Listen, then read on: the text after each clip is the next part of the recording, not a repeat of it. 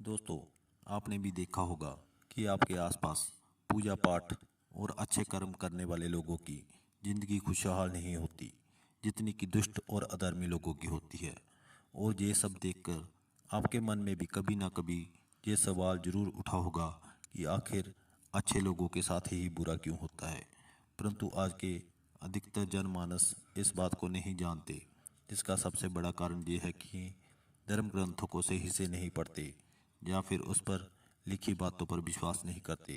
आज की इस वीडियो में हम आपको बताएंगे कि अच्छे लोगों के साथ हमेशा बुरा क्यों होता है, जिसका विस्तार भगवान श्री कृष्ण जी ने भी गीता में किया है। तो चलिए बिना किसी देरी के इस वीडियो को शुरू करते हैं।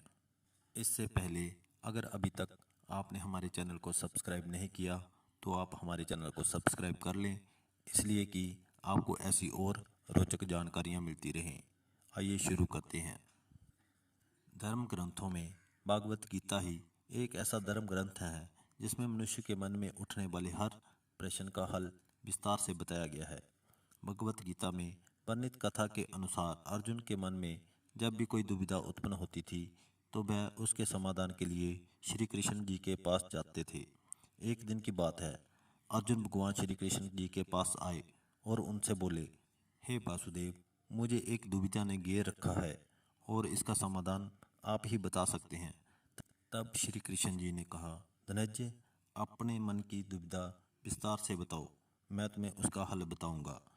तब अर्जुन बोले, हे नारायण, अच्छे लोगों के साथ ही बुरा क्यों होता है जबकि बुरे लोग हमेशा खुशहाल दिखाई देते हैं।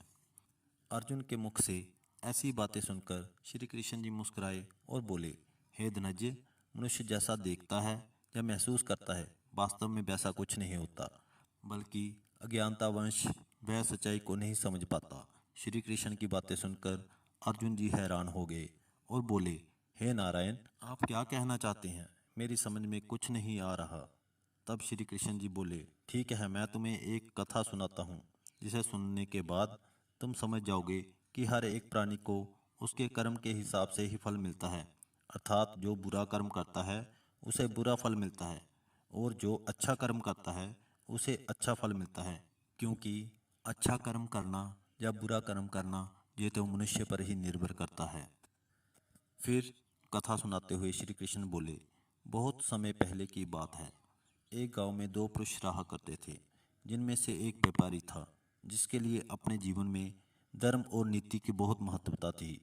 वह बहुत पूजा पाठ और भगवान की भक्ति पर बहुत विश्वास करता था, चाहे कुछ भी हो जाए। वह हर रोज मंदिर जाना नहीं भूलता था, ना ही दान धर्म के काम में किसी प्रकार की कोई कमी रखता था। कुछ भी हो जाए, वह नित्य ही भगवान की पूजा अर्चना किया करता था। वहीं दूसरी ओर उसी नगर का दूसरा प्राणी पहले वाले से बिल्कुल विपरीत था। वो प्रतिदिन मंदिर तो जाया करता था, परंतु पूजा पाठ के उद्देश्य से नहीं, बल्कि मंदिर के बाहर से जूते और चप्पल चुराने के लिए। उसे दान धर्म न्याय नीति से कुछ लेना देना नहीं था, बस इतना ही कि मंदिर में जाकर चोरी किया करता था। ऐसे ही समय बीतता गया। एक दिन उस नगर में जोर की बारिश हो रही थी, जिसकी वजह से उस दिन मंदिर में पंडित के अलावा कोई नहीं था। ये बात जब दूसरे प्राणी को पता चली तो उसके मन में एक विचार आया कि अभी सही मौका है मंदिर के धन को चुराने का।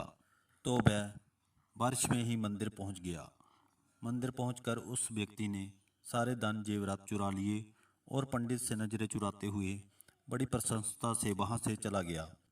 उसी समय धर्म कर्म करने वाला व्यापारी भी वहीं पहुंच गया और भगवान के दर्शन किए, परंतु दुर्भाग्य से मंदिर का पुजारी उस भले पुरुष को ही चोर समझने लगा और शोर मचाने लगा। शोर सुनकर मंदिर में भीड़ जमा होने लगी और सभी लोग उस भले व्यापारी को ही चोर समझ बैठे और उसे अपमानित करने लगे।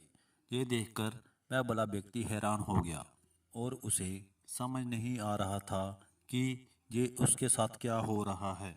फिर वह किसी तरह लोगों से बचता हुआ उस मंदिर से निकल गया, लेकिन दुर्भाग्य ने उसका साथ वहां भी नहीं छोड़ा। मंदिर से बाहर निकलते ही वह एक गाड़ी से टकरा गया और घायल हो गया। फिर वह लंगड़ाते हुए घर जाने लगा। फिर उस रास्ते में उसकी मुलाकात उस दुष्ट व्यक्ति से हुई जिसने मंदिर का धन चोरी किया था। वह झूमता नाचता हुआ जोर जोर से बोलता जा रहा था कि आज तो मेरी किस्मत ही चमक गई। एक साथ, और वो भी एक साथ इतना सारा धन मिल गया। जब व्यापारी ने उस दुष्ट व्यक्ति की बातें सुनी तो उसे बहुत हैरानी हुई। क्रोधित हो उसने अपने घर जाते ही भगवान की सारी फोटो निकालकर बाहर फेंक दी और भगवान से नाराज होकर अपना जीवन व्यतीत करने लगा। कुछ समय बाद दोनों की ही मृत्यु हो गई और दोनों ही यमराज की सभा में पहुंचे। उस व्यक्ति ने अपने बगल में खड़े उस दुष्ट व्यक्ति को देखा। क्रोधित स्वर में यमराज से पूछ ही लिया कि मैं तो हमेशा अच्छे कर्म करता था, पूजा पाठ दान धर्म में विश्वास रखता था, जिसके बदले मुझे जीवन भर सिर्फ अपमान और दर्द ही मिला। और इस दुष्ट पापी व्यक्ति को नोटों की गड्ढी। इस पर यमराज ने उस व्यक्ति को बताया कि पुत्र, तुम गलत सोच रहे हो। जिस दिन तुमको गाड़ी से टक्कर लगी थी, वास्तव में वो दिन तुम्हारे जीवन का आखिरी दिन था, परंतु तुम्हारे अच्छे कर्मों के कारण ही तुम्हारी मृत्यु एक छोटी सी चोट में परिवर्तित हो गई। और इस दुष्ट व्यक्ति के बारे में जानना चाहते हो तो पुत्र, इसके भाग्य में राजयोग था, जो कि इसके दुष्कर्मों और अधर्म के कारण एक छोटी सी धन पोटली में परिवर्तित हो गया। श्री कृष्ण अर्जुन को ये कथा सुनाने के बाद कहते हैं, पार्थ, क्या तुम्हें अब तुम्हारे प्रश्न का उत्तर मिल गया? ऐसा सोचना कि भगवान लोगों के अच्छे कर्मों को नज़रअंदाज कर रहे हैं, ये बिल्कुल सत्य नहीं है। भगवान हमें क्या किस रूप में दे रहे हैं, ये तो मनुष्य के समझ में ही नहीं आता। लेकिन अगर आप अच्छे कर्म करते हैं तो आप पर स्वयं भगवान की कृपा बनी रहती है। तो दोस्तों, इस कहानी से ये पता चलता है कि आपको कभी भी अपने कर्मों को बदलना नहीं चाहिए। आपको अपने कर्मों का फल इसी जन्म में मिलता है, बस आपको पता नहीं चलता। इसलिए मनुष्य को चाहिए कि वह हमेशा ही जीवन में अच्छे कर्म करता रहे, क्योंकि श्री कृष्ण जी ने गीता में भी बताया है कि किसी द्वारा किया गया कर्म बेकार नहीं जाता, भले ही वह कर्म अच्छा हो या बुरा। तो दोस्तों, आशा करता हूँ कि आपको हमारी ये वीडियो अच्छी लगी होगी।